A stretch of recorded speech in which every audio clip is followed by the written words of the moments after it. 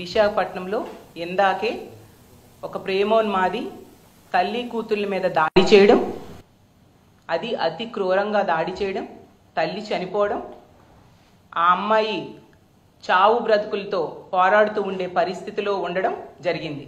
అంటే ఈ రాష్ట్రంలో మహిళల భద్రత ఎంత ఆందోళనకరంగా ఉందో ఈ వరుస సంఘటనలు నిరూపిస్తూ ఉన్నాయి.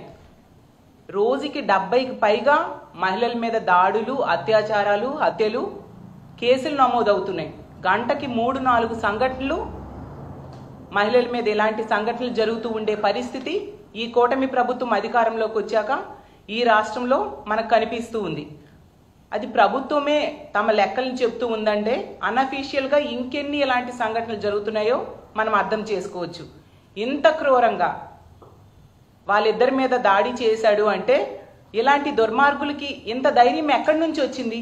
ప్రభుత్వం తాలూకా ఉదాసీనత, ప్రభుత్వం తాలూకా నిర్లక్ష్యం. ఇన్ని సంఘటనలు రోజు జరుగుతూ ఉన్నా ప్రభుత్వం దీని మీద సరిగ్గా రెస్పాండ్ కావట్లేదు. కాబట్టి ఇలాంటి పనులు చేసే వాళ్ళకి ధైర్యం పెరిగిపోయి రిపీటెడ్గా ఇలాంటి సంఘటనలు చేస్తూ ఉండే పరిస్థితి మనం చూస్తూ ఉన్నాం.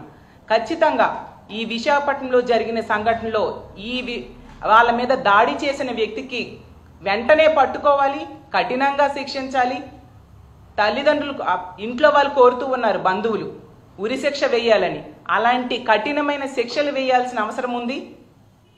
అదే విశాఖపట్నంలో గతంలో నీరబ్ శర్మ అనే వ్యక్తి పెదగంటి అడ్లో ఒక అమ్మాయి మీద దాడి చేసి పారిపోతే ఈ రోజు కూడా పట్టుకోని పరిస్థితి. సాక్షాత్తు హోమ్ మినిస్టర్ నివాసం ఉంటున్న జిల్లా విశాఖపట్నం.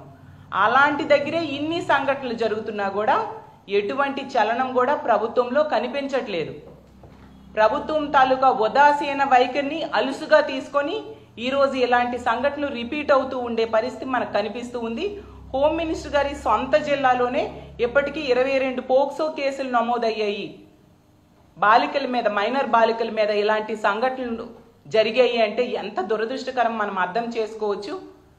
ఇలా రాజమండ్రి విషయమే తీసుకుంటే ఇందాకే తల్లిదండ్రులు వచ్చి మా అధ్యక్షులైన జగన్మోహన్ రెడ్డి గారిని కలవడం జరిగింది.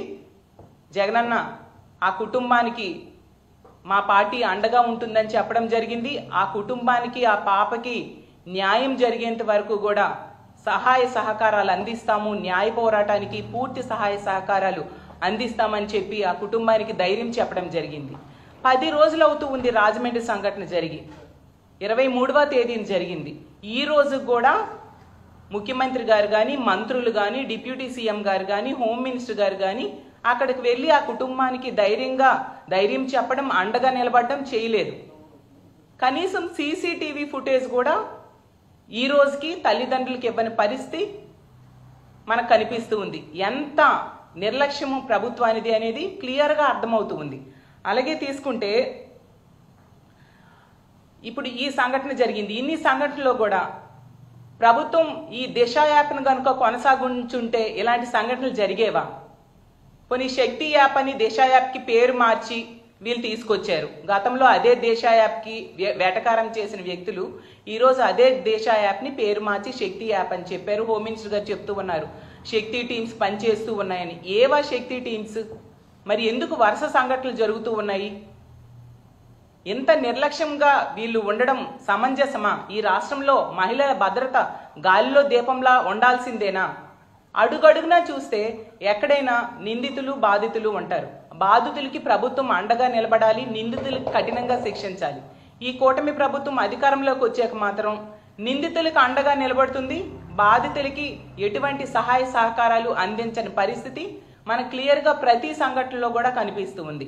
ఈరోజు తీసుకుంటే ఈ రాష్ట్రంలో ఆడపిల్లలు ఇంట్లో ఉన్న రక్షణ లేదు, బయటికి వెళ్ళినా రక్షణ లేదు, స్కూల్కి వెళ్ళినా రక్షణ లేదు, కాలేజ్కి వెళ్ళినా రక్షణ లేదు. ఇంత దారుణమైన సంఘటనలు వింటూ ఉంటే చాలా బాధాకరంగా ఉంది. ఈవెన్ ఉమ్మడి విశాఖపట్నం జిల్లాలో తీసుకుంటే ఆ రాంబిల్లిలో చూసాం. ఆ అమ్మాయి ఆ ప్రేమ కోసం ఒకడు వేధిస్తున్నాడు అని చెప్పి జైలుకి వెళ్ళి వచ్చాక కూడా ఆ అమ్మాయి కంప్లైంట్ ఇస్తే ప్రభుత్వము, పోలీసులు నిర్లక్ష్యం వలన అతను హత్య చేయడం జరిగింది. అలాగే ఏటుకొప్పాకలో 4 సంవత్సరాల బాలిక మీద అత్యాచారం చేయడం జరిగింది. మేము వెళ్ళి ఆ 2 సంఘటనలు కూడా ఆ కుటుంబానికి ధైర్యం చెప్పడం జరిగింది. అలాగే తీసుకుంటే ఎన్నో సంఘటనలు, ముచ్చుమరి సంఘటన, అత్యాచారం చేసి ఆ బాలికని ముక్కలుగా చేసి విసిరి పారేశారు. పోలీసులు అనేవాళ్ళు మహిళల రక్షణ కోసం ఉపయోగపడాలి, ప్రజల రక్షణ కోసం ఉపయోగపడాలి. కానీ ఈ కూటమి ప్రభుత్వం అధికారంలోకి వచ్చాక పోలీసుల్ని రెడ్ బుక్ రాజ్యాంగం ఎలా అమలు చేయాలి దాని మీద ఉపయోగిస్తున్నారు తప్ప శాంతి భద్రతల పరిరక్షణ కోసం కానీ మహిళల రక్షణ కోసం కానీ ఉపయోగించని పరిస్థితి మనకు క్లియర్గా అర్థమవుతూ ఉంది. ఇంత దారుణమైన పరిస్థితులు నెలకొనుంటే అసలు ఈ ఆంధ్రప్రదేశ్ రాష్ట్రంలో ఆడపిల్లల తల్లిదండ్రులు తమ పిల్లల్ని బయటికి పంపాలంటే భయపడే పరిస్థితులు రోజు రోజుకి ఎక్కువైపోతూ ఉన్నాయి. కాబట్టి మేము ముందు నుంచి కూడా ఈ ప్రభుత్వాన్ని వేడుకుంటూ ఉన్నాం. మహిళల భద్రత అనేది ప్రభుత్వం తాలూకా ప్రథమ ప్రాధాన్య అంశము. కాబట్టి దానికి ప్రాధాన్యత ఇవ్వండి. మీరు ఇన్ని సంఘటనలు జరుగుతూ ఉన్నా ఎందుకు వీటి మీద ఒక సమీక్ష లాంటివి నిర్వర్తించడం లేదు? మహిళల రక్షణ కోసం ఎటువంటి చర్యలు తీసుకోవాలి అనే దాని మీద మీరు ఒక్క క్యాబినెట్ మీటింగ్లో అయినా ఒక సమీక్ష చేశారా అని నేను అడుగుతున్నాను. ఇప్పుడు రాజమండ్రి ఫార్మసీ అమ్మాయి ఇష్యూలో తీసుకుంటే 10 రోజులైనా కూడా ఆ ఇష్యూ మీద ఒక హోమ్ మినిస్టర్ గారు కనీసం సమీక్ష చేశారా?